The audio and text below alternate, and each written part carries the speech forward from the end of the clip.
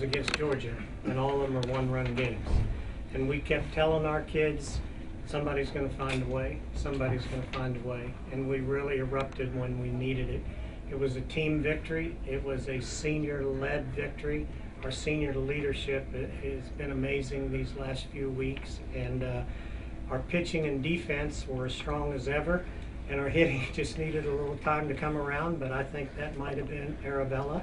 That's a very strong performance that she put on out there. And I give a lot of credit to Georgia. They're a great team, and as I said 2 days ago, I think both of us are World Series teams, but thank goodness it's us. Well, I just wanted to try to make something happen. Gibson is an amazing hitter, and I just wanted to put her up there a little bit and free her up out of those RBI situations that she seemed to be finding her way into. And we had made a decision yesterday that Dottie was going to hit away, not slap. So it worked really good putting Dottie in that 5 slot. But sometimes when you're not scoring, I mean, I didn't come up with that. It's been around since the turn of the last century, but you changed the lineup and it worked out a little bit. Well, I think it was fantastic, and what I'm really proud of is sometimes we've had some trouble closing out games, and with so much at stake in this game in the 6th and 7th inning, I believe Ivy put him down 1-2-3, 1-2-3, which was fantastic. She just did a great job. She's a great base runner, regardless, and she just did a really good job of trying her best to either get in a pickle and not have a double play turned, or just to just make something happen. And for us, it did. And she's just a great base runner, and that was really fortunate for us. Yes, I think any hitter, obviously, in that position would want to.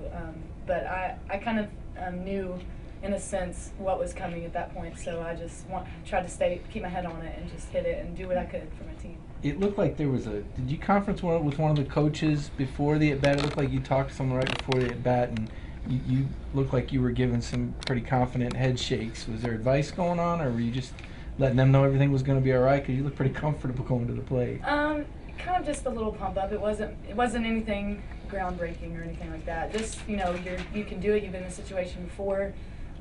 Just reassurance on both ends, and just trying not to get too excited, but excited at the same time, because it was a big deal at that point. I know you know what was coming and what was coming. No, I didn't know what was coming, but they had pitched me somewhat of the same pitches all day and had successfully gotten me out. So I wasn't guessing by any means, but I just had a good idea of what I needed to look for. Kat, as you're tracking down that foul ball for out number 3, what's going through your mind as you're running into foul territory? Just catch the ball, no matter where it is or what I have to go through to catch it. Just catch the ball to get the pressure off my pitchers and not pitch to Brittany Hubbard again. So. Ivy, you were under a lot of pressure. Tennessee 12 innings today before they scored. What was your mindset? Just keep mowing them down and keep that score as close as you could? Yeah, and me and Ashley talked, we were like, it's hard to say this, but it's just another game, another SEC game. That's what you have to like really say in your mind. You can't put all that Super Regionals, going to World Series. Oh my goodness, you can't think about all that. So. The hug between you and your sister after the game, that was an emotional hug. What was that all about? I mean, just because we've been through so much together, we know how it feels to pitch to Georgia and just the tough teams, and so just go to the World Series together, and it's just, I don't know, a lot of work goes into it. Shelby, after the first game, I think you only had 2 hits. What do the hitters say to one another? I mean, you guys kind of looked dead in the water after that first game. I mean, how did you keep each other pumped up?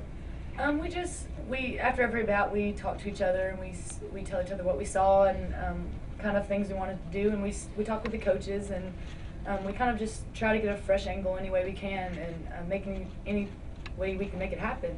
But we stay really positive. We know that most of the time the game's not going to win on just one swing or one hit. So just having good at bats, not getting frustrated, not getting flustered, just having faith in each other. Was it a matter of solving Arabella today? Because she looked like she was spotting her pitches and had just about everything working, it appeared. Yeah, she's a great pitcher, obviously. They're a great team as well. But it was just getting that hit at the time we needed it, and just sticking with our game plan, obviously, and just doing it together. Kat, when you went up to bat and there's a runner on third, 1 out, what was your approach to that at the bat? Get it out of the infield, absolutely. Yeah, I was trying to get a good outside pitch that could just hit hard and lift to the outfield deep enough so Lauren could get in, because she has great speed. So just to hit something hard and deep.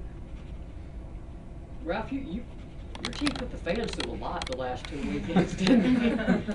Our team put us through a lot, including our team. No, we just, you know, they are really good players, and we just had a adjustment talk between the 2 games, and they were all very positive, and we just knew we were going to get it done. But she was, like I said, she was pitching really, really well.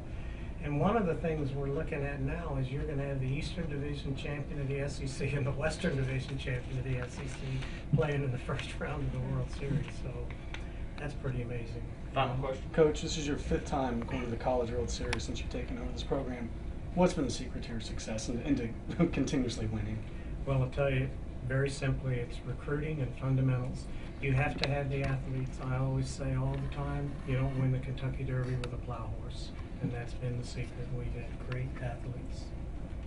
Thank you, Coach.